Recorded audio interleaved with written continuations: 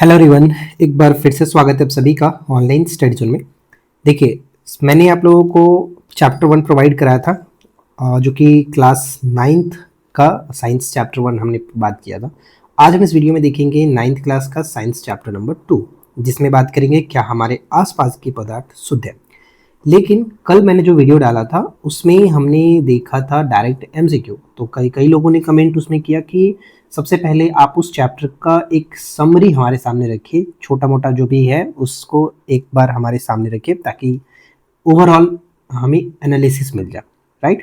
तो मैंने सोचा कि हाँ, ये भी एक तरीके से सही है, रिवीजन के पर्पज से आपका स्टार्टिंग में एक पूरा चैप्टर का थ्योरी एक जगह अगर देखने को मिल जाए तो आप समझ पाएंगे मोटा मोटी उस चैप्टर को कि हमें पढ़ना क्या है, एग्जैक्ट समझना क्या है, ठीक है। तो मैं सबसे पहले आप लोगों को यही कोशिश करने वाला हूँ कि उस चैप्टर की थ्योरी को हम सबसे पहले 5 से 7 मिनट के अंदर कवर करेंगे और उसके बाद हम एमसीक्यू लगाएंगे, जिस तरह से हमने फर्स्ट वीडियो में देखा था, राइट। तो चलिए फिर स्टार्ट करते हैं। अगर आपको नहीं देखना है तो डायरेक्ट आप स्किप करके 5-7 मिनट आगे बढ़ा करके एमसीक्यू पर जा सकते हो। स्टार्ट करते हैं सबसे पहले पॉइंट से कि शुद्ध पदार्थ और मिश्रण क्या है। तो देखिए, वैज्ञानिक रूप से शुद्ध पदार्थ हम उसे कहते हैं जब किसी पदार्थ में मौजूद सभी कण समान रासायनिक प्रकृति के होते हैं, तो उसे शुद्ध पदार्थ कहते हैं। शुद्ध पदार्थ एक ही प्रकार के कणों से मिलकर के बना होता है। उदाहरण के लिए जैसे सोना, तांबा, जल, चीनी, इसमें किसी और पदार्थ का मिश्रण नहीं होता, सिर्फ और सिर्फ वो अकेले होता है, शुद्ध होता है, एक ही प्रकार के कणों से बने होते हैं, राइट। और वहां पर मिश्रण की बात करें तो मिश्रण को हम इस तरह से समझ सकते हैं कि मिश्रण एक या एक से अधिक शुद्ध तत्वों या फिर यौगिकों से मिलकर के बना होता है। इसे भौतिक विधियों द्वारा अलग किया जा सकता है। उदाहरण के लिए समुद्र का जल, मिट्टी हो गया, दूध, जल, वसा और प्रोटीन का मिश्रण होता है। तो यहाँ पे आप देख पाएंगे कि शुद्ध पदार्थ और मिश्रण में क्या फर्क पड़ता है, ठीक है। अब देखिए, जैसे पीतल, ये पेपर में बहुत बार पूछा था, एग्जाम पॉइंट ऑफ व्यू से इंपॉर्टेंट है, तो इसे ध्यान से समझिएगा। पीतल जो होता है एक मिश्र धातु है जो जिंक और कॉपर, यानी हम पिताजी के नाम से जानते हैं, पिताजी। तांबा और जिंक का मिश्रण होता है पीतल, तांबा और जिंक का मिश्रण होता है, ठीक है। तो जिंक इसमें 30% और तांबा यानी कॉपर लगभग 70% का समांगी मिश्रण होता है। इसे भौतिक क्रिया द्वारा अलग नहीं किया जा सकता है। समांगी मिश्रण है तो ये एक तरह से पूरी तरह से डिसॉल्व होगा, तो अलग नहीं किया जा सकता है। फिर भी इसे मिश्रण माना जाता है क्योंकि ये अपने घटकों के गुणों को दर्शाता है, ठीक है। तो ये थोड़ा सा आपको ध्यान में रखना है। अब देखिए, मिश्रण के प्रकार दो तरह से होते हैं, एक होता है समांगी मिश्रण और एक होता है विषमांगी मिश्रण।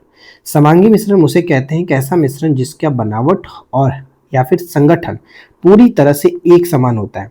इन्हें विलयन भी कहा जाता है। उदाहरण में जल एवं नमक, जल में नमक, ठीक है। जल में नमक आप देखेंगे तो पूरी तरह से डिसॉल्व हो जाता है, मतलब दिखता ही नहीं है कि है कुछ। जल में चीनी, सोडा जल, ये सब एक तरह से समांगी मिश्रण होता है। और वहीं पर अगर बात करें विषमांगी मिश्रण का, तो ऐसा मिश्रण जिसके अंश भौतिक रूप से अलग होते हैं, संगठन असमान होता है। उदाहरण के रूप में समझेंगे सोडियम क्लोराइड और लोहे का छिल्लन, जल और तेल का मिश्रण। तो ये दोनों देखिए पूरी तरह से मिलता नहीं है। समझ में आया कि समांगी और विषमांगी क्या है। अब यहाँ पे विलयन के मुख्य बिंदु समझ लीजिए। जैसे कि विलयन एक समांगी मिश्रण है, इसके कणों का आकार अत्यंत सूक्ष्म 1 नैनोमीटर, 1 नैनोमीटर का जो वैल्यू है वो 10⁻⁹ मीटर होता है, इससे भी कम होता है, इसलिए ये आंख से नहीं दिखाई देते हैं। यानी विलयन एक तरह से समांगी मिश्रण है जिन्हें हम लोग नंगी आंखों से नहीं देख सकते, ठीक है। सूक्ष्म आकार के कारण विलियम के कण गुजर रही प्रकाश की किरण को फैलाते नहीं है, इसलिए विलयन में प्रकाश का मार्ग दिखाई नहीं देता है। यह टिंडल प्रभाव नहीं दर्शाते हैं, ठीक है। तो ये पॉइंट भी एक तरह से ध्यान रखेंगे। तीसरा आता है कि छानने की विधि द्वारा विलय के कणों को विलयन से पृथक नहीं किया जा सकता है। शांत छोड़ देने पर भी इसके कण नीचे नहीं बैठते, अर्थात विलयन स्थायी होता है, राइट। अब देखिए, विलायक क्या होता है और विलय क्या होता है, ये दो चीज आपको अच्छे से ध्यान में रखना है। विलायक यानी जिसमें किसी चीज को मिलाया जाता है। जैसे समझिए कि विलयन का वह घटक जो अधिक मात्रा में होता है, जैसे कि पानी और नमक की हम बात करें तो नमक मिलाया जा रहा है पानी में, जिसकी मात्रा अधिक किसकी होती है, विलयन में नमक की मात्रा, पानी की मात्रा अधिक होगा, तो यहाँ पे कहेंगे कि जो अधिक मात्रा में होगा उसे विलायक कहेंगे, और जो कम मात्रा में होता है उसे हम लोग विलय कहते हैं। जैसे कि विलयन का वह घटक जो कम मात्रा में होता है और घुलता है, जो घुलता है, जैसे कि नमक हो गया, चीनी हो गया, तो ये एक तरह से विलय हुआ। और पानी हमारा क्या होगा, पानी विलायक होता है, ठीक है, विलायक होता है। और दोनों को अगर मिला दिया जाता है तो एक तरह से क्या बनता है, विलयन बनता है। ठीक है, विलयन। समझ में आया। अब देखिए नेक्स्ट, विलयन के कुछ महत्वपूर्ण उदाहरण समझिए। पीवाईक्यू ट्रेंड्स के तौर पर मैंने यहाँ पे लिखा है। जैसे कि पूछा था कि टिंचर आयोडीन, तो देखिए इसमें आयोडीन जो होता है विलय ठोस हो और एल्कोहल विलायक द्रव होता है। तो ये 2 पॉइंट बहुत इंपॉर्टेंट है, ध्यान में रखिएगा। फिर आता है वातयुक्त पेय, जैसे कि सोडा जल, कोका कोला, इसमें कार्बन डाइऑक्साइड गैस एक तरह से विलय होता है और जल इसमें विलायक होता है। तो पूछा जाए कि कोका कोला में विलय कौन सा पदार्थ होगा, तो इसमें कार्बन डाइऑक्साइड विलय होता है, जल इसमें विलायक होता है। मतलब अधिक मात्रा में इसमें जल होगा, कम मात्रा में विलय जो है वो कार्बन डाइऑक्साइड है। राइट। तीसरा आता है कि वायु, यह गैस में गैस का विलयन होता है, गैस में गैस का विलयन होता है। इसमें मुख्य रूप से नाइट्रोजन 78% विलायक, क्योंकि ज़्यादातर मात्रा में तो 78% आपका नाइट्रोजन ही है वायुमंडल में, तो ये हो गया विलायक। और ऑक्सीजन आपका 21% एक तरह से विलय होगा। ठीक है, समझ में आया। तो दोनों को मिलाकर के विलयन आप कह सकते हो। आगे बढ़ते हैं।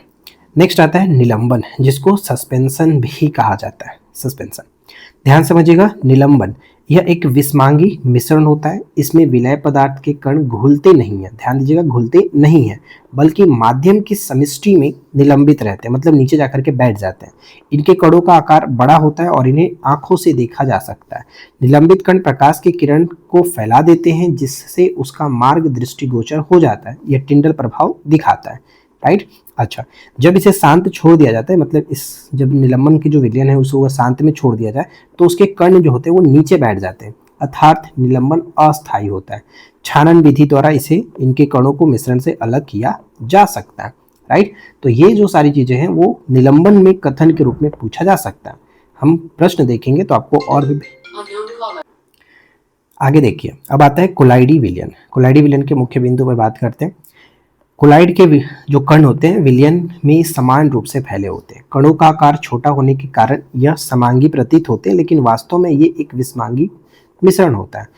इसके कण इतने बड़े होते हैं कि प्रकाश के मार्ग को दृश्य बनाते हैं। कोलाइडी कणों द्वारा प्रकाश के फैलने की इस घटना को टिंडल प्रभाव कहा जाता है। राइट। शांत छोड़ देने पर इनके कण नीचे नहीं बैठते, अर्थात यह एक स्थायी होता है, मतलब अस्थायी विलयन है। इन्हें छानन विधि से अलग नहीं किया जा सकता, बल्कि पृथक करने के लिए अपकेंद्रीकरण तकनीक का इस्तेमाल किया जाता है। जिस तरह से अगर हम बात करें, जैसे कि उदाहरण में दूध, कोहरा, शेविंग क्रीम, रक्त, बादल, ये एक तरह से कोलाइडी विलयन होते हैं। ठीक है, कोलाइडी विलयन होते हैं। इसे मतलब आप आसानी से नहीं इसको छानन विधि द्वारा नहीं कर सकते, इसके लिए हमें अलग करने के लिए अपकेंद्रण तकनीक का इस्तेमाल करना पड़ता है। फिर अब देखिए कोलाइड्स। कोलाइड्स के प्रकार और परीक्षा उपयोगी उदाहरण के रूप में हमने कुछ महत्वपूर्ण पॉइंट रखा है। एरोसॉल, जब गैस में द्रव या फिर ठोस फैला हो, ध्यान रखिएगा, जब गैस में द्रव या ठोस फैला हो। उदाहरण के लिए कोहरा, बादल, कुहासा, धुआं, स्वचालित वाहन का निथार एग्जॉस्ट जो है, तो ये सब एरोसॉल के उदाहरण होते हैं। ठीक है। सेकेंड आता है कि इमल्सन या फिर पायस। ये बार बार पेपर में पूछा जाता है, इमल्सन या पायस। जब द्रव में द्रव मिला हो, मतलब पायस क्या होता है, एक तरह से द्रव में द्रव मिला। उदाहरण दूध एक तरह का पायस होता है, पेपर में बहुत बार पूछा गया है। फेस क्रीम एक तरह से पायस होता है, इमल्सन होता है। फिर आता है जेल, जब ठोस में द्रव मिला। उदाहरण जेली, पनीर, मक्खन, यानी पनीर मक्खन ये जो होता है द्रव में ठोस में द्रव का एक तरह से मिश्रण होता है, जेल। राइट, ध्यान रखिएगा। सोल की बात करें तो जब द्रव में ठोस फैलाव, द्रव में ठोस, उदाहरण के लिए मतलब जो मिल्क ऑफ मैग्नीशिया होता है, जिसको हम लोग एंटासिड कहते हैं, कीचड़ हो गया, इसमें क्या होता है कि द्रव में ठोस होता है, मतलब कहने का मतलब ज़्यादा मात्रा में जो है उसे हम लोग कहेंगे उसमें वो। तो अगर आप कीचड़ को देखोगे तो क्या होता है, कीचड़ में ज़्यादातर हमें द्रव लिक्विड होता है, लेकिन कहीं कहीं कुछ कुछ ठोस चीज़ें देखने को मिलती है, तो वो एक तरह से आप समझ सकते हो, उसे हम लोग कहेंगे सोल। फिर आता है ठोस सोल, जब ठोस में ठोस मिला। उदाहरण रंगीन रत्न पत्थर, दूधिया कांच, ये सब क्या होता है, डायरेक्ट आपका ठोस सोल के अंतर्गत देखने को मिलेगा। तो ये डायरेक्ट सारी चीज़ें याद रखने वाली पॉइंट हो जाता है। फिर है भौतिक और रासायनिक परिवर्तन। भौतिक परिवर्तन हम किसे कहते हैं, इस परिवर्तन में पदार्थ का रासायनिक संगठन में कोई बदलाव नहीं होता और कोई नया पदार्थ नहीं बनता है। ठीक है, यह केवल अवस्थाओं का रूपांतरण होता है, ध्यान दीजिएगा, अवस्थाओं का रूपांतरण होता है, इसमें कोई नया पदार्थ नहीं बनता है। उदाहरण के लिए बर्फ का पिघलना। बर्फ का पिघलना मतलब बर्फ अगर पिघलेगा तो वापस आप इसे चाहो तो नया पदार्थ मतलब वापस से पुराने में ला सकते हो, एक तरह से रिवर्सिबल होता है, अगर गए तो वापस भी हम आ सकते हैं। जल का वाष्प में बनना, पेड़ों को काटना, जल में नमक का घुलना, ये एक तरह से हम कह सकते हैं भौतिक परिवर्तन के उदाहरण माने जाते हैं। रासायनिक परिवर्तन में क्या होता है कि इसमें एक पदार्थ दूसरे से क्रिया करके अपने रासायनिक संगठन को बदल देता है और नया पदार्थ बना लेता है, मतलब वापस हम उसे किसी भी विधि से वापस नहीं प्राप्त कर सकते। उदाहरण, अलमारी में जंग लगना। तब जंग लग गया तो फिर आप उसे उसका इस्तेमाल किसी तरह से करके अलमीरा में नहीं कर सकते हो, तो ये थोड़ा समझना है। लकड़ी और कागज का जलना, भोजन का पाचन, ये सब एक तरह से रासायनिक परिवर्तन होता है। अपवाद के रूप में ध्यान दीजिएगा, ये पॉइंट इंपॉर्टेंट रहेगा। मोमबत्ती का जलना भौतिक और रासायनिक दोनों प्रकार का परिवर्तन है। मोम का पिघलना भौतिक है और धागे का जलना रासायनिक है। तो इस तरह से यहाँ पर ध्यान रखना है कि मोमबत्ती का जलना भौतिक और रासायनिक दोनों होता है, इसलिए पेपर के लिए इंपॉर्टेंट हो जाएगा। नेक्स्ट पॉइंट आता है शुद्ध पदार्थों के प्रकार। एक तत्व होता है, एक यौगिक होता है। ध्यान से समझते हैं। तत्व जो है, रॉबर्ट बॉयल ने 1661 में सर्वप्रथम तत्व शब्द का प्रयोग किया। एंटोनी लॉरेंट जो लवाइजियर है, इनकी परिभाषा दी। तत्व वह मूल रूप से है जिसे रासायनिक प्रतिक्रिया द्वारा अन्य सरल पदार्थों में विभाजित नहीं किया जा सकता। ठीक है। जबकि यौगिक के बारे में बताया गया कि एक यौगिक वह पदार्थ होता है जो दो या दो अधिक तत्वों के नियत अनुपात में रासायनिक संयोजन से बनता है। इसके गुणधर्म घटक तत्वों से पूरी तरह भिन्न होते हैं। जैसे जल आग बुझाता है, जबकि इसके घटक हाइड्रोजन और ऑक्सीजन अत्यंत ज्वलनशील मतलब ज्वलनशील होते हैं। तो दोनों अलग अलग यहाँ पे आप देखेंगे भिन्न होते हैं। अब नेक्स्ट पॉइंट पे आता है हमारा तत्वों से जुड़े अति महत्वपूर्ण तथ्य। डायरेक्ट एग्जाम के पॉइंट ऑफ व्यू से इंपॉर्टेंट रहेगा। जैसे कि कुल ज्ञात तत्वों की संख्या 100 से अधिक है, अगर वर्तमान में देखा जाए तो 118 है। ठीक है, जिसमें से 92 जो है वो प्राकृतिक है, नेचुरल है, और शेष जो कि मानव निर्मित है। अधिकांश तत्व ठोस है, 11 तत्व कमरे के तापमान पर गैसेज है। राइट। नेक्स्ट है कि कमरे के तापमान पर केवल 2 तत्व हैं जो कि द्रव अवस्था में रहते हैं। एक तो आपका पारा, एक धातु है जो कि द्रव अवस्था में रहता है, एक ब्रोमीन है जो अधातु है। ठीक है। अच्छा, गैलियम की बात करें तो गैलियम तथा सीजियम तत्व कमरे के तापमान पर 303 केल्विन से कुछ अधिक तापमान पर द्रव अवस्था में बदल जाते हैं।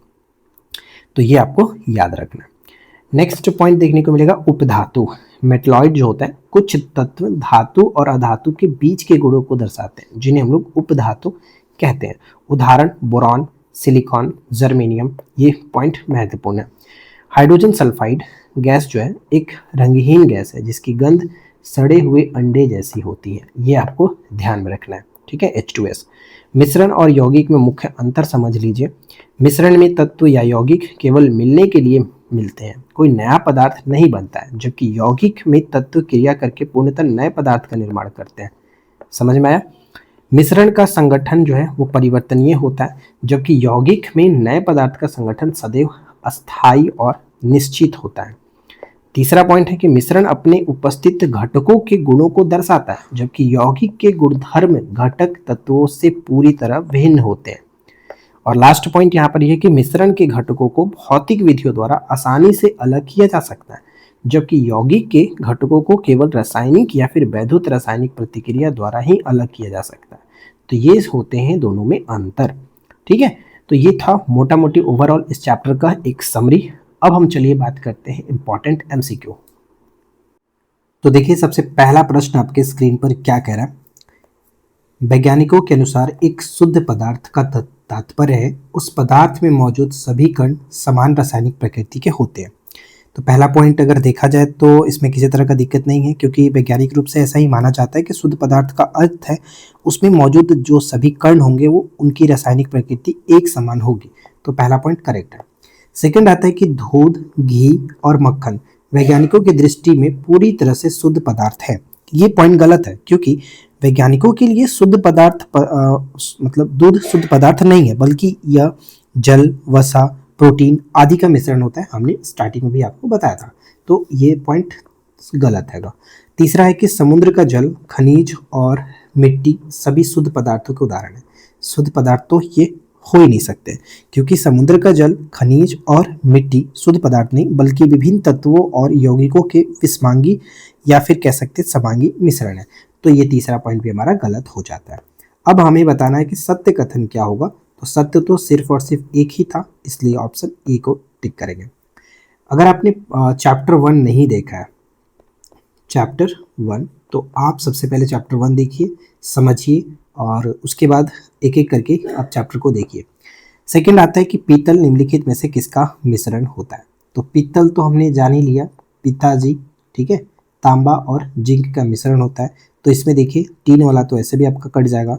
तो जिंक और मतलब तांबा और जिंक, तो जिंक और कॉपर का ये मिश्रण होता है, जिसमें जिंक की मात्रा जो है वो आपका 30% और कॉपर की मात्रा 70%, यानी करेक्ट आंसर ऑप्शन ए निकल के आएगा। तो यहाँ पे आपको ध्यान में रखना है, ऑप्शन ए बिल्कुल सही आंसर है। नेक्स्ट आता है कि टिंचर आयोडीन में विलेय और विलायक की पहचान कीजिए। टिंचर आयोडीन में विलेय क्या होता है, विलायक क्या होता है। विलेय हमने बात किया था जो घुलता है, और विलायक जो होता है जिसकी मात्रा अधिक होती है, जिसमें घुलाया जाता है। जैसे कि अगर पानी और नमक की बात करें, पानी और नमक, तो इसमें आप आराम से समझ सकते हो कि पानी जो होगा वो एक तरह से विलायक होगा, और नमक जो है वो एक विलेय होगा, ठीक है, विलेय होगा। तो यहाँ पर यही कह रहा है कि टिंचर आयोडीन में बताइए कि कौन कौन विलेय है, विलायक है। तो यहाँ पे ध्यान रखना है कि आयोडीन जो है वो विलेय होगा और एल्कोहल विलायक होगा। यहाँ पे करेक्ट आंसर ऑप्शन बी को टिक करेंगे। ध्यान रखिएगा, इंपॉर्टेंट प्रश्न है। अगला है कि वायु के संदर्भ में निम्नलिखित में से कौन सा विलायक कहलाता है। वायु के संदर्भ में विलायक के रूप में आपको बताना है कि कौन विलायक होगा। जैसे कि नाइट्रोजन आपका 78% विलायक होगा, क्योंकि अधिक मात्रा इसकी होगी, और एक ऑक्सीजन जो है एक तरह से ये विलय का काम करेगा, ठीक है, ये विलय का काम करेगा।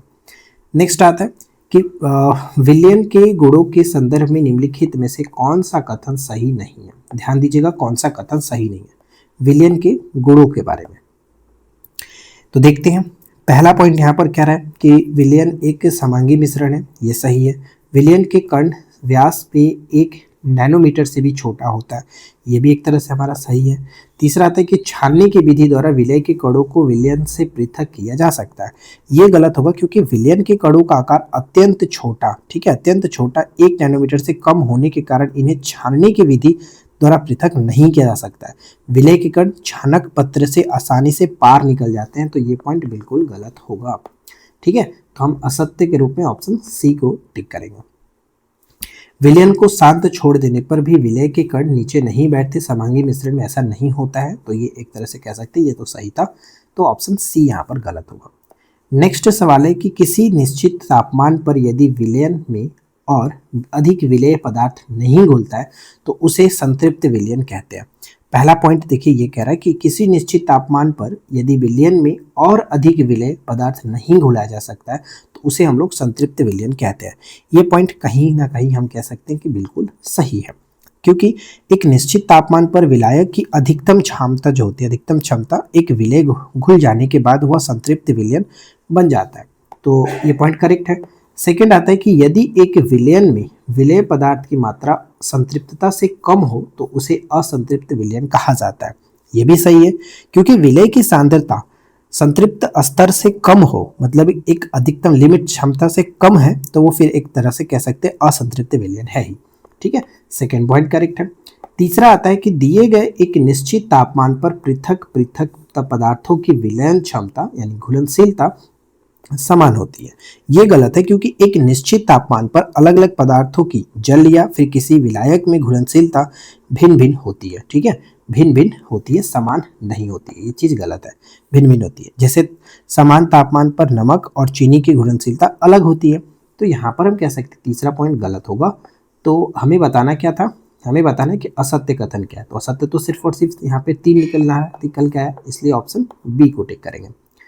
अगला सवाल देखिए, नेक्स्ट प्रश्न कह रहा है कि पहला पॉइंट है कि निलंबन एक विषमांगी मिश्रण होता है जिसमें विलय पदार्थ के कण घुलते नहीं है बल्कि माध्यम में निलंबित रहते हैं। तो पहला पॉइंट कह रहा है कि यहाँ पर देखिए पहला पॉइंट बिल्कुल सही है, क्योंकि निलंबन एक विषमांगी मिश्रण है जिसमें ठोस कण द्रव माध्यम के समिष्टि यानी नीचे जाकर के बिना घुले निलंबित रहते बैठ जाते हैं, तो ये पॉइंट करेक्ट है, घुलते नहीं है बल्कि माध्यम में निलंबित रहते हैं। सेकेंड पॉइंट है कि निलंबन के कणों को केवल सूक्ष्मदर्शी की सहायता से ही देखा जा सकता है, नग्न आंखों से नहीं। ये पॉइंट भी हमारा गलत होगा, क्योंकि जब नीचे बैठ ही जा रहा है तो हम आसानी से देख ही सकते हैं। निलंबन के कणों का आकार काफी बड़ा होता है, इसलिए इन्हें नग्न आंखों से आसानी से देखा जा सकता है। जैसे आप एक एग्जाम्पल के रूप में समझ सकते हो कि पानी में चौक का चूर्ण आप डाल करके देख लो, आराम से आप देख पाओगे। ठीक है, तो ये सेकेंड पॉइंट गलत हो जाता है। तीसरा आता है कि जब निलंबन के कण नीचे बैठ जाते हैं तो निलंबन समाप्त हो जाता है तथा प्रकाश की किरण का प्रकीर्णन रुक जाता है। यहाँ पर ये पॉइंट बिल्कुल सही है, क्योंकि जब इसे शांत छोड़ दिया जाता है तब बाहरी कण नीचे बैठ जाते हैं, यानी अस्थायी प्रकृति, जिससे निलंबन समाप्त हो जाता है और प्रकाश का मार्ग दिखाई देना बंद हो जाता है। तो यहाँ पे तीसरा पॉइंट सही है। अब हमें बताना था कि सत्य क्या है, तो सत्य 1 और 3 होगा, 1 और 3, ऑप्शन बी। अगला है कि एक विलियन के 320 ग्राम विलायक जल में 40 ग्राम साधारण नमक विलेय है। विलियन का द्रव्यमान प्रतिशत सांद्रता क्या होगा? जब आप बुक को आराम से पढ़ोगे तो वहाँ पर आपको एक फॉर्मूला देखने को मिलेगा। वहाँ पे आपको फॉर्मूला देखने को मिलता है कि मैं बताता हूँ, द्रव्यमान प्रतिशत जो होता है, पूछा जा रहा है कि द्रव्यमान प्रतिशत की सांद्रता क्या होगी। तो द्रव्यमान प्रतिशत जो होता है वो विलेय का द्रव्यमान देखो लिख देता हूँ, विलेय का द्रव्यमान और इसके बटे में हो जाता है आपका विलियन का द्रव्यमान। ठीक है, विलियन का द्रव्यमान। तो हम ये भी तो जानते हैं कि जिस चीज में मिलाया जा रहा है उसको टोटल रखते हैं नीचे, तो विलेय कितना है, विलेय आपका क्या है? तो देखिए विलियन में 300 ग्राम विलायक जल में 40 ग्राम साधारण नमक विलेय है। तो विलेय तो आपका ये 40 ग्राम हो गया, तो 40 हम ऊपर रखेंगे, और विलियन का द्रव्यमान टोटल कितना हो गया, 320 और 40 टोटल 360 और प्रतिशत को तोड़ना है तो हमें यहाँ पर लगा लेना है 100। अब देखो ये आपका टोटल कट गया 9 और इसको कटाओगे तो 11.1% ऐसे आप निकाल सकते हो, यानी ऑप्शन बी बिल्कुल सही होगा। विलियन का द्रव्यमान नीचे और जो पूछा जा रहा है उसे हम ऊपर में रखेंगे, मतलब विलेय का द्रव्यमान ऊपर रखिए तो टोटल द्रव्यमान पूछा जा रहा है। आप फार्मूला पढ़ लेना, इसमें और भी 2-3 फार्मूले हैं, आप बुक थोड़ा सा एक बार पढ़ जरूर लीजिएगा। नेक्स्ट कह रहा है कि टिंडल प्रभाव के संदर्भ में निम्नलिखित कथनों पर विचार करें। तो देखते हैं क्या यहाँ पर सही निकल कर के आता है। पहला पॉइंट यहाँ पर कह रहा है कि वास्तविक विलयन के कण प्रकाश की किरणों को आसानी से फैला करके टिंडल प्रभाव दर्शाते हैं। तो ये थोड़ा सा ये पॉइंट सही नहीं है, ऐसा नहीं होता है। अगर हमें एग्जैक्ट अगर ऑप्शन को ध्यान से देखोगे तो हमें ऑप्शन सी में देखने को मिलेगा। कमरे के छोटे छिद्र में टिंडल प्रभाव क्या होता है, आप यहाँ पे ध्यान समझो कि कमरे के छोटे छिद्र में आने वाले प्रकाश की धूल और कार्बन के कणों द्वारा प्रकाश का फैलना टिंडल प्रभाव है। तो ये बिल्कुल सटीक तरीके से यहाँ पर चारों ऑप्शन में सही तरीके से यहाँ पे बता रहा है टिंडल प्रभाव के बारे में। तो करेक्ट आंसर ऑप्शन सी हो जाएगा, क्योंकि कोलाइड और निलंबन के कण प्रकाश की किरणों को प्रकीर्णित यानी स्कैटरिंग करते हैं, जिसे टिंडल प्रभाव कहते हैं। बंद कमरे में छिद्र से आती रोशनी में तैरते धूल के कणों के कारण प्रकाश का मार्ग स्पष्ट दिखना इसका सबसे सटीक उदाहरण के रूप में हम कह सकते हैं, यानी हमारा सी यहाँ पर बिल्कुल सही होगा। निम्नलिखित में से कौन सा कोलाइड विलयन का युग्म जो है एरोसॉल का उदाहरण है? एरोसॉल का उदाहरण बताइए कि कौन सा होगा। तो एरोसॉल हम यहाँ पर कह सकते हैं जो कि जब गैस मतलब गैस में द्रव या फिर ठोस हो उसे हम लोग एरोसॉल कहते हैं। तो गैस में यहाँ पर देखिए गैस में ठोस जैसे कि कोहरा हो गया, बादल हो गया, कुहासा हो गया, तो एक तरह से करेक्ट आंसर हमारा बनेगा ऑप्शन ए, यानी जब परिक्षेपण माध्यम गैस हो और परिक्षिप्त प्रवस्था द्रव या फिर ठोस हो उसे एरोसॉल कहते हैं। ठीक है, तो करेक्ट आंसर ऑप्शन ए बनेगा। अगला है कि मोमबत्ती के जलने की प्रक्रिया निम्नलिखित में से कौन सा परिवर्तन है? मैंने आपको बताया था कि ये अपवाद में आता है और इसे ध्यान में रखिएगा कि ये एक तरह से दोनों परिवर्तन होता है, भौतिक और रासायनिक दोनों परिवर्तन होता है। क्यों होता है? तो यहाँ पर हमने ऑलरेडी पीछे बात किया था कि मोम का जलना एक तरह से कह सकते हैं कि भौतिक परिवर्तन है, क्योंकि मोम तो एक तरह से रिवर्सिबल हो जाएगा, लेकिन जब इसे पूर्ण ठोस मोम में बदला जा सकता है, मतलब एक तरह से बदला जा सकता है, जबकि मोम के धागे का जलना और गैसों का जो निकलना एक रासायनिक परिवर्तन होगा। तो ये आप ध्यान में रखिएगा, इंपॉर्टेंट होगा पेपर के लिए। अगला सवाल आता है कि कथन ए, जल तथा खाना पकाने वाले तेल दोनों द्रव है लेकिन इसके रासायनिक गुणधर्म भिन्न है। ठीक है, अच्छा इसका कारण कह रहा है कि तेल हवा में जलता है जबकि जल आग को बुझाता है। और जलना एक रासायनिक परिवर्तन है। अब यहाँ पे हमें दोनों कथन को ध्यान से समझना है, कथन ए, कथन मतलब कारण आर। तो कह सकते हैं कि एक तरह से दोनों सही है, क्योंकि जल तथा खाना पकाने वाले तेल दोनों द्रव है। ठीक है, जल भी द्रव है और खाना पकाने वाला तेल भी द्रव है, लेकिन इनके रासायनिक गुणधर्म भिन्न होते हैं। क्योंकि जल और तेल दोनों की भौतिक अवस्था द्रव है, परंतु उनके रासायनिक गुण पूर्णतः भिन्न है। क्योंकि तेल जो है वो ज्वलनशील होता है और जल आग बुझाने का कार्य करता है, मतलब दोनों एक तरह से भिन्न है। अच्छा, सेकंड कह रहा है कि तेल हवा में जलता है जबकि जल आग को बुझाता है, और जलना एक रासायनिक परिवर्तन है, यह भी एक तरह से सही है। तो यहाँ पे कहेंगे कि जलना एक रासायनिक परिवर्तन है जो पदार्थों के रासायनिक संगठन को बदल देता है। अतः कारण कह सकते हैं कि कथन की सही व्याख्या करता है। तो दोनों के दोनों बिल्कुल यहाँ पे करेक्ट होगा, कह सकते हैं ऑप्शन ए आर दोनों सही है, और आर जो है ए का सही व्याख्या भी करता है, इसलिए ऑप्शन ए यहाँ पर करेक्ट बनेगा। नेक्स्ट पॉइंट पे आते हैं। अगला है कि पहला पॉइंट, रॉबर्ट बॉयल पहले वैज्ञानिक थे जिन्होंने 1661 में सर्वप्रथम तत्व शब्द का प्रयोग किया था। तो ये तो सही है, हमने स्टार्टिंग में भी बात किया था इसके बारे में। सेकंड आता है कि फ्रांस के रसायनज्ञ थे एंटोनी लॉरेंट लवाइजियर ने सबसे पहले तत्व की परिभाषा को प्रतिपादित किया था। तो ये भी एक तरह से हमारा कह सकते हैं सही होगा, स्टार्टिंग में देखा था। और लवाइजियर के अनुसार तत्व पदार्थ का वह मूल रूप है जिसे रासायनिक प्रतिक्रिया द्वारा अन्य पदार्थों में विभाजित किया जा सकता है। ये गलत है, क्योंकि लवाइजियर के अनुसार तत्व पदार्थ का वह मूल रूप था जिसे रासायनिक प्रतिक्रिया द्वारा अन्य सरल पदार्थों में विभाजित नहीं किया जा सकता था, उनके अकॉर्डिंग था। तो ये तीसरा गलत है। तो अब हमें बताना था कि सत्य क्या होगा, तो 1 और 2 सत्य है, ऑप्शन ए को टिक करेंगे। अगला सवाल देखिए।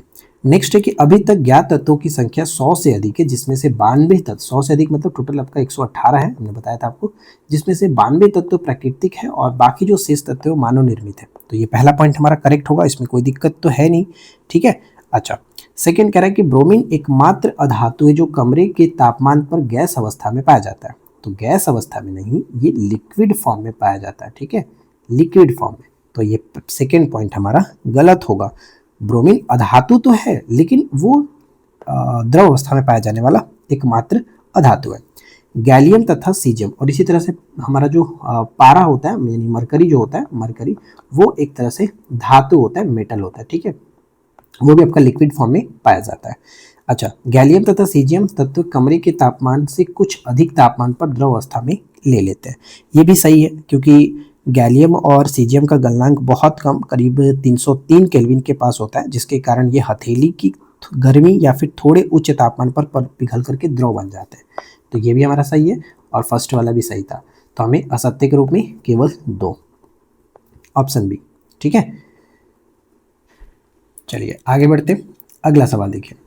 नेक्स्ट प्रश्न कह रहा है कि सूची 1 यानी जो कोलाइड के प्रकार और उदाहरण सूची 2 में दिया गया उनको सम्मिलित करना है। तो मैच करते हैं कौन किसके साथ सही तरीके से मैच होगा। इमल्सन, तो मैंने आपको बताया था कि दूध एक प्रकार का पायस है, इमल्सन है, तो यानी सेकंड का 2 के साथ मिलेगा। ए का 2 के साथ कहाँ पर है, यहाँ पर भी है, यहाँ पर भी है। बी का फर्स्ट तो दोनों मिलाया गया, तो ये तो दिक्कत है ही नहीं, बी का फर्स्ट हम मिला लेते हैं। जेल जो है पनीर यहाँ पर हो जाएगा। ठीक है। अच्छा, अब यहाँ पे बात करते हैं जो कि हमारा तीसरा पॉइंट जो है ठोस सोल। तो ठोस का तो हमने देखा था कि रंगीन रक्त पत्थर जो है वो ठोस रक्त पत्थर के अंतर्गत आ जाएगा, यानी ठोस सोल के अंतर्गत। तो सी का 4 के साथ, सी का 4 यहाँ पर मिल रहा है, इसलिए correct answer option A. Foam की बात करें तो सेविंग जो क्रीम है एक तरह से फोम देखने को मिलेगा, तो सही आंसर ए बन जाता है। राइट। नेक्स्ट है कि निम्नलिखित में से कौन सा तत्व कमरे के तापमान पर द्रव अवस्था में पाया जाने वाला धातु है। तो सिंपल सा प्रश्न है, मुझे नहीं लगता कि इसे बताने की जरूरत है, आप आराम से गेस कर सकते हो। उपधातुओं के संदर्भ में निम्नलिखित में से कौन सा युग्म सही है। उपधातुओं के संदर्भ में, तो देखिए उपधातुओं के संदर्भ में अगर देखा जाए तो यहाँ पर हम कह सकते हैं कि बोरॉन, सिलिकॉन और जर्मेनियम ये सभी एक तरह से उपधातु के अंतर्गत आते हैं। मतलब उपधातु वे तत्व जो धातु और अधातु दोनों के बीच के मध्यवर्ती गुणों को प्रदर्शित करते हैं, उन्हें हम लोग उपधातु मेटलॉइड कहा जाता है। राइट। अच्छा, नेक्स्ट प्रश्न आता है कि यौगिक के संदर्भ में निम्नलिखित में से कौन सा कथन असत्य है। तो पहला पॉइंट है कि यौगिक का संगठन सदैव स्थायी होता है, ये सही है। नए पदार्थ के गुणधर्म पूरी तरह से भिन्न होते हैं, ये भी सही है। और तीसरा यहाँ पर देखिए कि घटकों को भौतिक विधियों द्वारा सुगमता से पृथक किया जा सकता है। जी नहीं, ये गलत है, क्योंकि यौगिक के घटकों को किसी भी सरल भौतिक विधि जैसे छानना या फिर वाष्पीकरण करना, इन सभी के द्वारा पृथक नहीं किया जा सकता है। इन्हें अलग करने के लिए केवल रासायनिक या फिर वैद्युत रासायनिक प्रतिक्रियाओं के द्वारा हम अलग कर सकते हैं। तो तीसरा पॉइंट गलत, ऑप्शन सी को टिक करेंगे। नेक्स्ट सवाल है, मिश्रण में उपस्थित घटक अपने स्वयं के मूल गुणधर्मों को प्रदर्शित करते हैं। तो ध्यान दीजिएगा, पहला पॉइंट में कोई दिक्कत नहीं है, क्योंकि मिश्रण में उपस्थित तत्व या फिर यौगिक बिना किसी रासायनिक बंधन के मिलते हैं, अतः वे अपने व्यक्तिगत गुणधर्मों को बनाए रखते हैं। सेकंड आता है कि जब लोहे के चूर्ण और सल्फर को तीव्रता से गर्म किया जाता है तो प्राप्त सामग्री यानी यौगिक में चुंबकीय गुण विद्यमान रहता है। अब ध्यान से देखिएगा, ये अलग मतलब ये पूरी तरह से गलत होगा, क्योंकि लोहे और सल्फर को गर्म करने पर आयरन सल्फाइड यानी FeS नामक यौगिक बनता है, जो कि एक नया पदार्थ है और इसमें लोहे का चुंबकीय गुण समाप्त हो जाता है। तो ये पूरी तरह से गलत हो गया। तीसरा आता है कि समूह 2 द्वारा आयरन और सल्फर को गर्म करने पर प्राप्त गैस हाइड्रोजन सल्फाइड है। अब हाइड्रोजन सल्फाइड कहाँ से आ गया?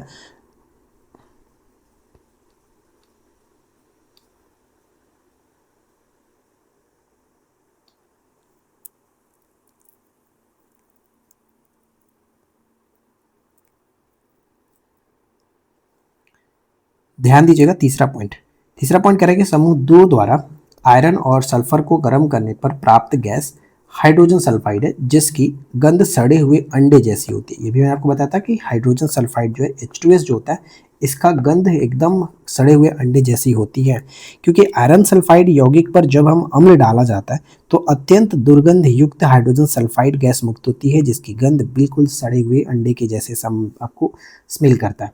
तो यहाँ पर कह सकते हैं तीसरा पॉइंट बिल्कुल एक तरह से सही है। तो ये तो गलत था, पहला गलत था, पहला बिल्कुल सही था और सेकंड गलत, तीसरा हमारा सही। तो हमें बताना सत्य क्या होगा। तो सत्य फर्स्ट और थर्ड है, तो ऑप्शन हम बी को टिक करेंगे, फर्स्ट और थर्ड। ठीक है, चलिए आगे बढ़ते हैं। इसके बाद देखिए नेक्स्ट जो हमारा प्रश्न बनता है वो कह रहा है कि कोलाइड कणों को मिश्रण से पृथक करने के लिए निम्नलिखित में से किस विशेष तकनीक का उपयोग किया जाता है। तो ध्यान से समझेंगे, यहाँ पर हम जानते हैं कि जो कोलाइड कण होते हैं इनको हम लोग नॉर्मल तरीके से छानन विधि के द्वारा अलग नहीं कर सकते।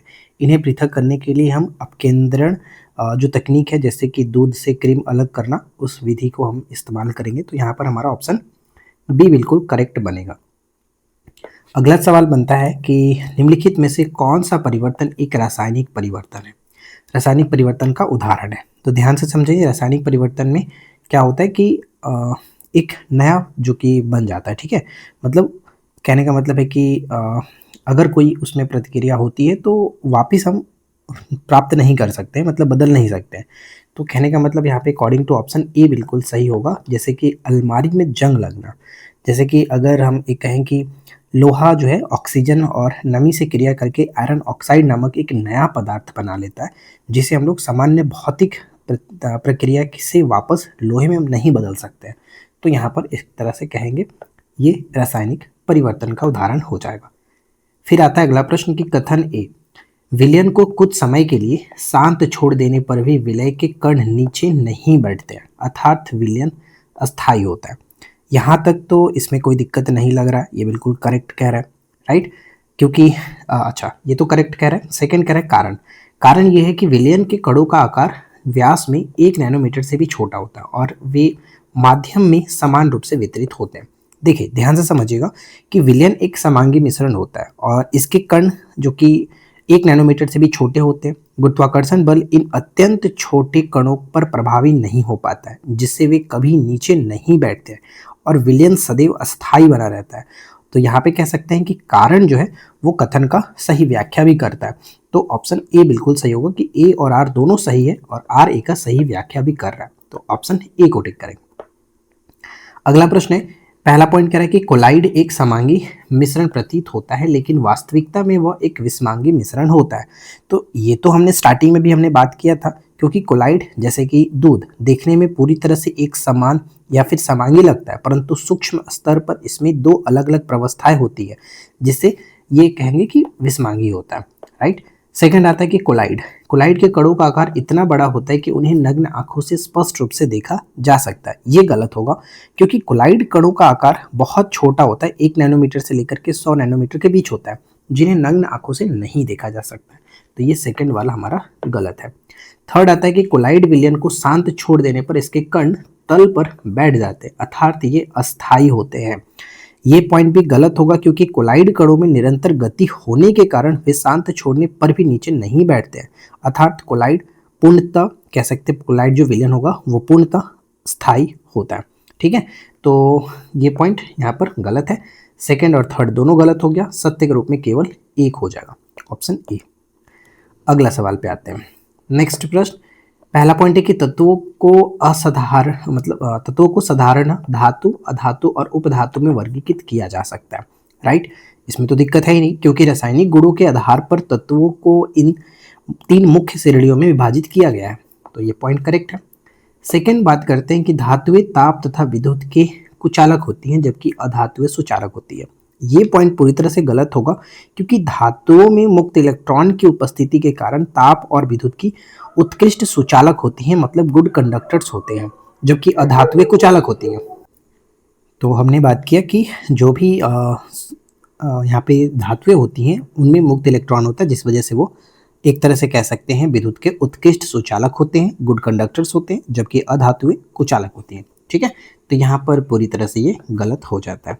तीसरा पॉइंट आता है कि हाइड्रोजन, ऑक्सीजन, आयोडीन और क्लोरीन अधातुओं के प्रमुख उदाहरण के रूप में माना जाता है। ये पॉइंट हमारा एक तरह से सही है, क्योंकि हाइड्रोजन, ऑक्सीजन, आयोडीन, क्लोरीन सभी गैसीय या फिर ठोस रूप में पाई जाने वाली अधातुएं।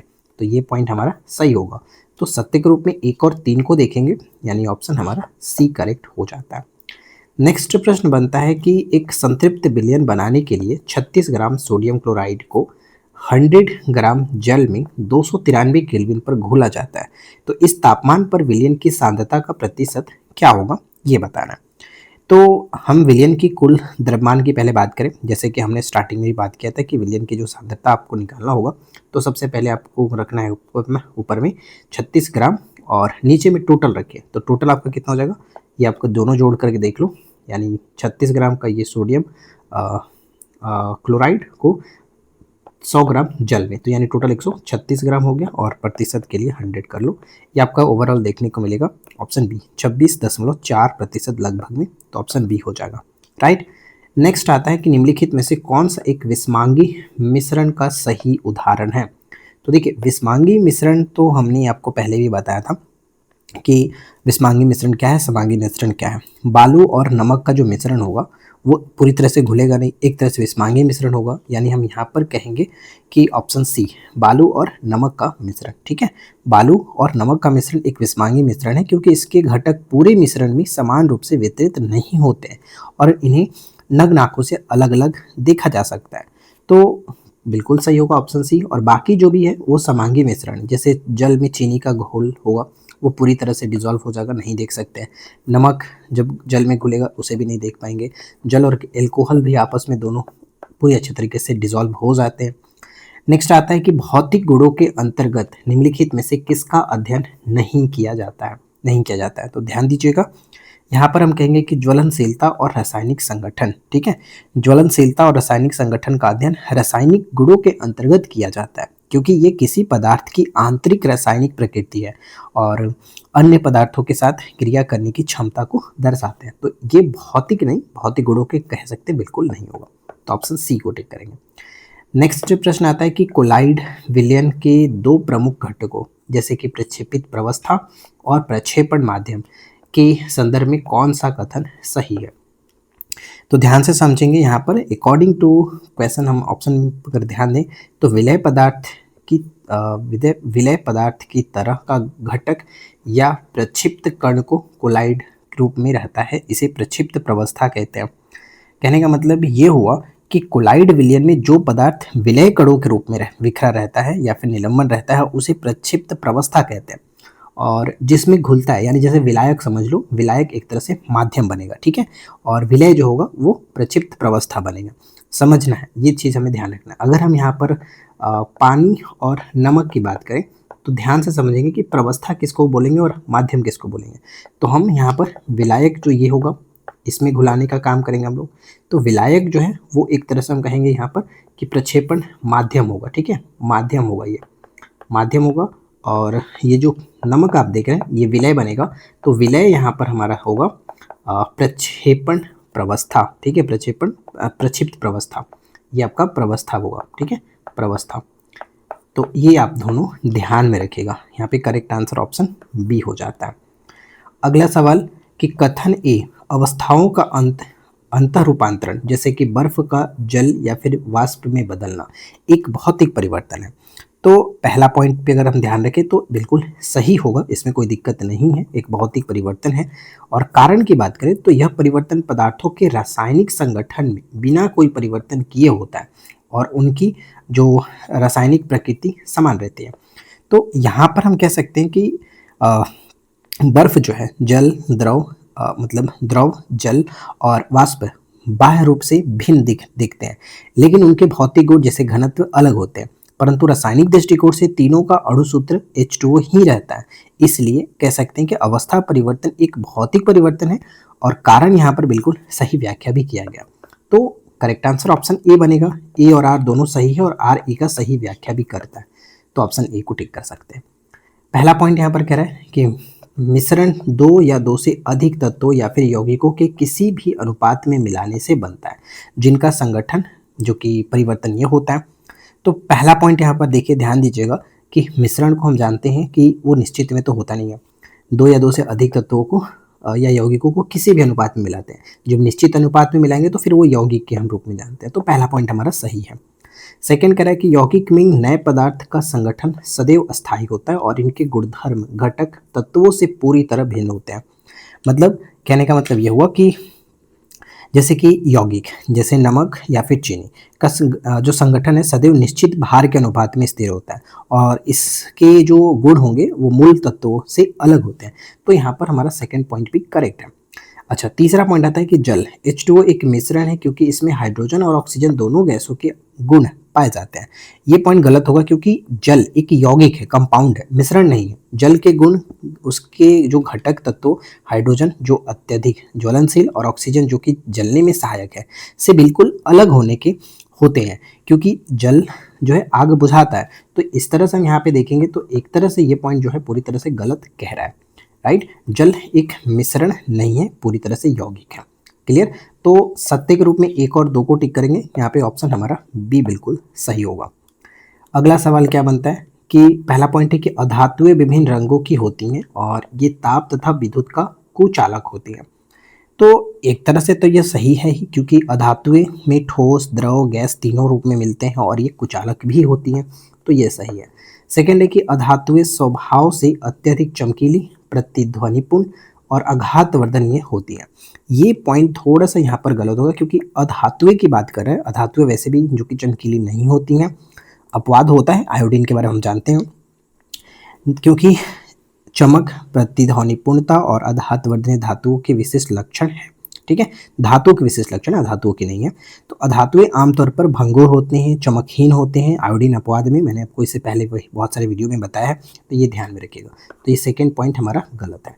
तीसरा आता है कि कार्बन यानी कोल, कोक, आयोडीन, ब्रोमीन, सल्फर अधातुओं के उदाहरण हैं। ये बिल्कुल सही है, इसमें कोई दिक्कत नहीं है।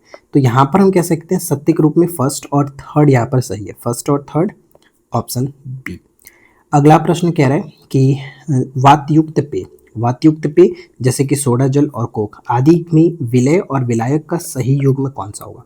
स्टार्टिंग में हमने आपको बताया था कि इसमें कार्बन डाइऑक्साइड गैस विलय है और जल विलायक है। ठीक है, तो ऑप्शन बी हो जाता है हमारा सही आंसर। नेक्स्ट पॉइंट बनेगा कि निम्नलिखित में से कौन सा गुणधर्म धातुओं द्वारा प्रदर्शित नहीं किया जाता है। तो धातुओं द्वारा प्रदर्शित नहीं किया जाता, ध्यान दीजिएगा। यहाँ पर कहेंगे कि ये कमरे के तापमान पर सदैव ठोस अवस्था में ही पाए जाते हैं। सदैव ठोस अवस्था, सदैव केवल ठोस अवस्था में कहना गलत होगा, क्योंकि धातु तो पारा भी है, पारा है, लेकिन ये आपका द्रव अवस्था में होता है, लिक्विड अवस्था में पाया जाता है।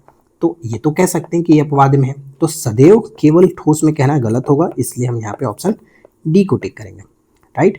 नेक्स्ट देखिए, कथन ए, दूध या स्याही की कुछ बूंदों को जल में मिलाने पर बना मिश्रण छानकर अलग नहीं किया जा सकता है।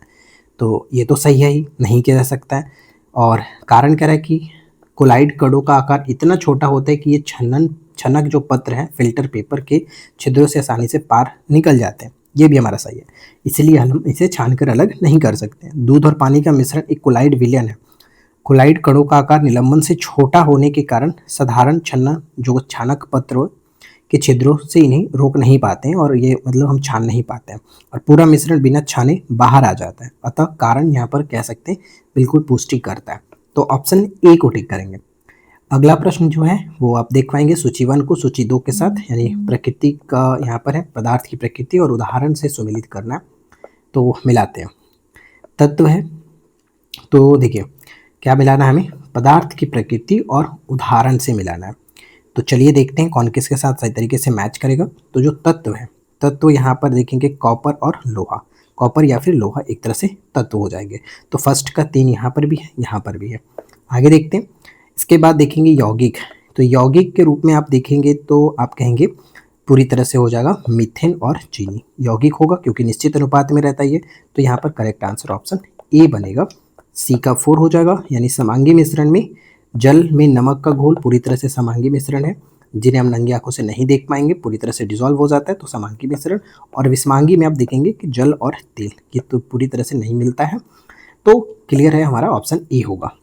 अगला सवाल नेक्स्ट कह रहा है कि विलायक की मात्रा द्रव्यमान अथवा आयतन में घुले हुए विलेय पदार्थ की मात्रा को क्या कहते हैं, क्या कहा जाता है। तो यहाँ पर हम कहेंगे कि विलयन की सांद्रता, ठीक है, प्रति इकाई द्रव्यमान या फिर आयतन में उपस्थित विलेय पदार्थ की मात्रा को तकनीकी रूप से हम लोग विलयन की सांद्रता कहा जाता है, ठीक है। तो करेक्ट आंसर बी होगा। नेक्स्ट सवाल है कि कोलाइड्स के उदाहरण जैसे कि जेल के संदर्भ में प्रक्षिप्त प्रवस्था तथा प्रक्षेपण माध्यम का सही संयोजन। जैसे प्रक्षिप्त प्रवस्था मैंने बताया था कि ये जो होता है वो एक तरह से आप कहेंगे कि विलेय, ठीक है, मैं यहाँ पे दूसरे लिखता हूँ विलेय, राइट, विलेय। और माध्यम जो है जिसमें मिलाया जाता है, जैसे कि अगर पानी है, पानी और नमक में समझो, तो नमक हमारा विलेय है और पानी एक तरह से विलायक है। तो यहाँ पर ये विलायक का काम करेगा, तो माध्यम को विलायक कहेंगे। तो देखिए कोलाइड्स के उदाहरण में जेल जो है, तो अब यहाँ पे समझना होगा कि जो जेल है मतलब जेली जो हम जानते हैं जेल, वो क्या है, तो द्रव एक तरह से प्रक्षिप्त प्रवस्था है और ये ठोस में होता है, ठीक है, ठोस माध्यम में द्रव होता है। तो करेक्ट आंसर ऑप्शन ए बनेगा। तो कुल मिलाकर सही आंसर यहाँ पर हमारा ऑप्शन ए बनेगा, ध्यान रखेंगे, ठीक है। चलो आगे बढ़ते हैं। अगला प्रश्न कि शुद्ध पदार्थ किसी भी स्रोत से प्राप्त हो उसके अभिलाक्षणी गुण सदैव होते हैं। सदैव क्या होते हैं, तो सदैव यहाँ पर ध्यान रखिएगा एक समान होंगे। अच्छा, ऊपर में हमने जो जेली के बारे में बात किया था वो थोड़ा सा समझ लो, क्योंकि याद रखना बहुत ज़रूरी है, सिर्फ क्वेश्चन करने से काम नहीं चलेगा, समझना भी है। जो कि जेल की हम बात कर रहे हैं, जो जेली बात कर रहे हैं, जैसे कि जो जेल है वो इसमें इसके अंतर्गत आपका जेली आ जाएगा, पनीर आ जाएगा, ठीक है, पनीर, और हमने एक और चीज़ देखा था जो कि मक्खन, ठीक है, मक्खन भी इसका इसके अंतर्गत आता है। तो कहने का मतलब ये हुआ कि इसमें द्रव एक तरह से विलेय होता है और ठोस जो होता है वो विलायक का काम करता है। तो ये याद रखेगा। 38 हो गया। चलो 39 पे देखते हैं। 39 में कह रहा है कथन ए, लोहे की छिलन और सल्फर के चूर्ण को बिना गर्म किए मिलाने पर बना पदार्थ मिश्रण कहलाता है। तो इसमें तो कोई दिक्कत है ही नहीं, ये तो एक तरह से आप आसान से समझ सकते हो कि मिश्रण ही होगा, ठीक है। सेकंड कह रहा है कि इसे भौतिक विधि जैसे चुंबक द्वारा सुगमता से पृथक किया जा सकता है और यह दोनों घटकों के गुणों को दर्शाता है। तो यहाँ पर ये पॉइंट भी एक तरह से सही है, क्योंकि बिना गर्म किए लोहे और सल्फर को मिलाने पर उसमें के बीच मतलब उनके बीच कोई रासायनिक अभिक्रिया तो नहीं होगी, जिससे वे केवल एक मिश्रण बनाते हैं। इस मिश्रण के ऊपर अगर हम चुंबक घुमाएं तो क्या होगा कि लोहे के कण चुंबक में चिपक कर आसानी से अलग हो जाते हैं, जो कि सिद्ध करता है कि यह भौतिक रूप से पृथक्करण योग्य मिश्रण है। तो यहाँ पर एक तरह से बिल्कुल सही है, भौतिक विधि के द्वारा हम लोग अलग कर सकते हैं। तो कथन और कारण दोनों सही है और सही व्याख्या भी कर रहा है। तो राइट आंसर ऑप्शन ए बनेगा। अगर यहीं पे रासायनिक विधि लिख देता तो फिर ये गड़बड़ हो जाता। चलिए इस वीडियो का आखिरी प्रश्न ये है कि पहला पॉइंट कह रहा है कि समुद्र का जल एक समांगी मिश्रण है, यानी विलयन की तरह व्यवहार कर सकता है, क्योंकि इसमें नमक समान रूप से घुला होता है। देखिए ध्यान दीजिएगा, ये पॉइंट एक तरह से सही होगा क्योंकि समुद्र के जल के एक निश्चित हिस्से में लवणों का वितरण पूरी तरह समांगी रूप से होता है। क्लियर। सेकंड है कि मिट्टी और पेय पदार्थ जैसे कि गंदा पानी शुद्ध पदार्थों के उदाहरण हैं। तो सेकंड पॉइंट हम समझते हैं जैसे कि ये गलत होगा क्योंकि मिट्टी और पेय पदार्थ विषमांगी मिश्रण के उदाहरण हैं। इनमें विभिन्न प्रकार के अनियत कण शामिल होते हैं, वे शुद्ध पदार्थ नहीं है। ठीक है, तो ये एक तरह से गलत होगा, पूरी तरह से गलत होगा। तीसरा आता है कि जल में घुले सोडियम क्लोराइड को वाष्पीकरण या फिर आसवन विधि द्वारा जल से पृथक किया जा सकता है। ध्यान से समझिएगा। देखिए कह रहा है कि जल में अगर घुला सोडियम क्लोराइड है यानी नमक को वाष्पीकरण या फिर आसवन विधि द्वारा, तो यहाँ पे समझना है कि वाष्पीकरण यानी इवेपोरेशन द्वारा नमक मतलब ये जो मिश्रण है जल वाष्प बनकर के उड़ जाता है और ठोस सोडियम क्लोराइड यानी नमक, पूरी तरह से कहने का मतलब ये हुआ कि अगर हम वाष्पीकरण जब करेंगे तो वाष्पीकरण द्वारा जल जो है वो वाष्प बनकर के उड़ जाता है और ठोस सोडियम क्लोराइड यानी नमक बर्तन में तली में शेष रह जाता है। तो ये आसवन विधि या फिर वाष्पीकरण दोनों तरफ से हम कर सकते हैं, दोनों विधि के द्वारा हम कर सकते हैं। तो कुल मिलाकर यहाँ पर थर्ड पॉइंट हमारा सही होगा।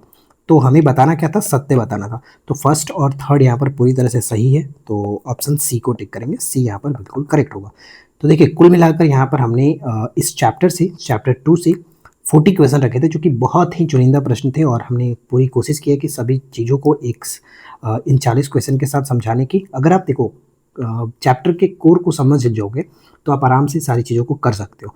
और जो कि मैंने आपको ऑलरेडी स्टार्टिंग में सब कुछ बेहतरीन तरीके से एक ओवरऑल बताया था कि क्या क्या चीज़ें पढ़ना है आपको, कैसे कैसे क्या है, तो उस चीज़ें आप थोड़ा ध्यान रखो और एक बार कोशिश करो अगर आपके पास टाइम है तो बुक पढ़ कर के आए तो ज़्यादा बेटर तरीके से आप समझ पाएंगे। जैसे कि कल का चैप्टर है चैप्टर 3, तो चैप्टर 3 आप जिसके पास भी एनसीईआरटी बुक है आप वहाँ से पढ़ सकते हो या फिर एनसीईआरटी का एप्लीकेशन भी आता है तो आप यहाँ से भी आप पढ़ सकते हो। ठीक है, एनसीईआरटी का एप्लीकेशन डाउनलोड करके बुक डाउनलोड करके पढ़ सकते हैं। तो रही बात आज की इस वीडियो में इतना ही। उम्मीद है वीडियो पसंद आया होगा, पसंद आया हो तो लाइक एंड शेयर जरूर करें। चैनल पे पहली बार है सब्सक्राइब करके नोटिफिकेशन बेल आइकन को ऑल पे सेट कर लीजिएगा। मिलते हैं नेक्स्ट वीडियो में नए टॉपिक के साथ। Thanks for watching, keep keep learning, have a good day.